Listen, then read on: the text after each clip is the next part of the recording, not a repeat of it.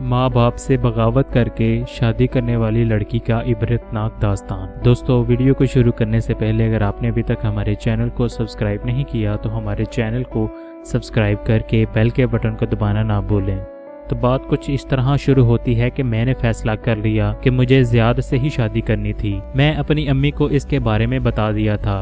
अम्मी का कहना था कि अब्बू राज़ी नहीं हैं। मैं लड़की बालिग थी, अपनी ज़िंदगी के इख्तियारात खुद रखती थी, इसलिए मैंने खुशी से शादी करने की इजाज़त दें। कहा तो ठीक है, वरना मैं ज़ियाद के साथ कोर्ट मैरिज कर लूँगी। मैं एक आला तलीम याफ्ता लड़की थी और मैं ज़ियाद मिलकर नौकरी करके घर के अखराजात पूरे कर सकते थे। जब अम्मी अबू किसी सूरत राज़ी नहीं हुए तो मैं और ज़ियाद ने कोर्ट मैरिज कर ली। इस दिन से हम बहुत खुश थे। ज़ियाद का ताल्लुक एक सरहदी सूबे से था। अगरचे इसकी नौकरी बहुत शानदार ना थी, मगर इसकी शख्सियत बहुत खूबसूरत थी।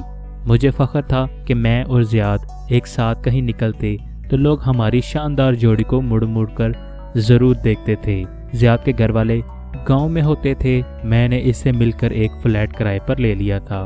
मैं अपने माँ बाप का घर छोड़ दिया था। वह दिन हमारी ज़िंदगी के हसीन तरीन दिन थे। मुझे किसी किस्म की कोई निदामत ना थी।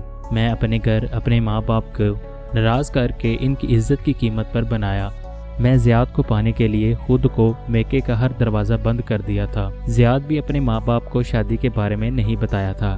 इसका कहना था कि मुनासिब वक्त देखकर इनको बता देगा। मैं नौकरी जारी रखी थी। सुबह उठकर हम दोनों अपने अपने ऑफिस चले जाते थे और शाम को वापस आकर एक दूसरे के साथ ज़िंदगी गुजारते थे। ये ज़िंदगी पहले इतनी खूबसूरत कभी ना थी।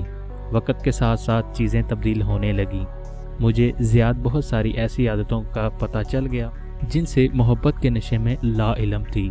ज़ियाद अब हर महीने अपनी तनख्वाह का एक बड़ा हिस्सा अपने माँ बाप को भेज देता और घर के अखराजात सारे मेरे ऊपर रहते। इसी तरह औरत होने की हैसियत से घर के सारे कामों की जिम्मेदारी भी मुझ पर थी।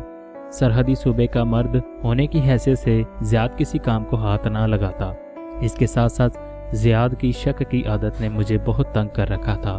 शादी से पहले ये शक मुझको मोहब्बत का जुनून लगा करता था, मगर यह शक हमारे बीच में दरार डालने लगा और वो गुस्से का तेज था और गालम गलोच और औरत पर हाथ उठाना इसके लिए कोई बड़ी बात नहीं थी। मगर मैं अपनी वापसी के सारे रास्ते बंद कर बैठी थी।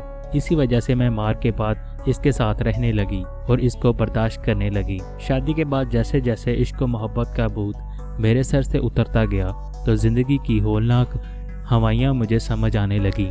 इसी दौरान जब पहली बार उम्मीद से हुई तो मेरे शोहर ने सख्ती से मुझे कहा कि वो अभी एक बच्चे के अखराजात उठाने के काबिल नहीं है, इसलिए मुझे इसको गिरा देना चाहिए। मेरे लिए ज़ियाद का ये रूप देखकर बहुत अनोखा लगा। मैंने बहुत वास्ते दिए कि ये हमारी मोहब्बत की निशानी है, मेरी कोख को मत उजाड़ो, मगर इसने मेरी एक ना सुनी और मुझे डॉक्टर के पास ले गया। इसी रात मैं बहुत रोई, मगर एक हफ्ते बाद फिर से नौकरी पर जाना शुरू कर दिया। इन्हीं दिनों ज़ियाद ने मुझे बताया कि इसे ज़रूरी काम से गांव जाना है, इसलिए मुझे कुछ दिन तन्हा रहना पड़ेगा। 15 दिन ज़ियाद गांव के गुजारने के बाद जब वापस आया तो इसके तेवर बहुत ही बदले हुए थे। वो बात बात पे मुझ पे रोई की तरह दनक कर रख देता। हमारे बीच के मोहब्बत का पता नहीं कहाँ जाके सो गई। इसको मेरी दुख मेरी तकलीफ नज़र ना आती। इसके बाद मेरी तबीयत बिगड़ रही थी। मेरे पास मेरी ना माँ थी जो मुझे ऐसी हालत में बेटियों का ख्याल रखती हैं। इसी दिन ज़ियाद ऑफिस के लिए तैयार हो रहा था।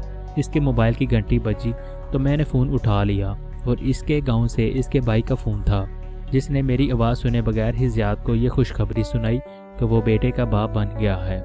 इसी वक्त मुझ पर यह इंकशाफ हुआ कि पहले से वो शादीशुदा है। मैं इसके बारे में जब ज़ियाद से पूछने की कोशिश की तो इसके जवाब ने हैरान कर दिया। इसने कहा कि मैं पहले से ही शादीशुदा मर्द हूँ, 4 शादियाँ कर सकता हूँ। जबकि इसे पूछा कि मेरा बच्चा तो अफोर्ड कर नहीं सकते और गाँव वाली का बच्चा अफोर्ड कर सकते हो, तो इसने कहा कि जो लड़की अपने माँ बाप को छोड़ सकती है, इसके बदन से पैदा होने वाली औलाद भी ऐसी ही होगी, इसलिए वो नहीं चाहता कि मेरी कोई औलाद हो। इस पल ने मुझे वफाओं के अपनी मोहब्बत को बहुत घटिया महसूस किया और मैंने फैसला कर लिया कि अब समझौते का हर रास्ता बंद हो गया है। मैं इस शादी को अपनी सारी कश्तियाँ जलाकर रख दी थी, लेकिन मेरे पास वापसी का रास्ता ना था। मगर मेरा जुनून भी ख़त्म ना हुआ था। मैंने ज़ियाद को बता देना चाहती थी कि मैं कुछ भी कर सकती हूँ। मैंने इस रात ज़्यादा नींद की गोलियाँ पीसकर चाय में पिला दी थी। इसके बाद छुरी को लेकर इसके सीने पर इतने वार किए इसने मुझे जितने जख्म दिए थे। जियाद को मारने के बाद पहले तो मैंने अरमानों को सींच कर जी भर कर आंसू बहाए, फिर इसके बाद खुद को एक मिसाल बनाकर कानून के सामने पेश कर दिया ताकि मुझ जैसी लड़कियां अपनी तालीम और पैसे के जाम में कोई भी फैसला करते हुए बार बार सोच लें। दोस्तों, आप भी इस कहानी के बारे में अपनी राय रख सकते हैं, नीचे कमेंट करके हमें ज़रूर बताएं और हमारे चैनल को सब्सक्राइब करें। वीडियो को लाइक और शेयर ज़रूर कर दें। शुक्रिया।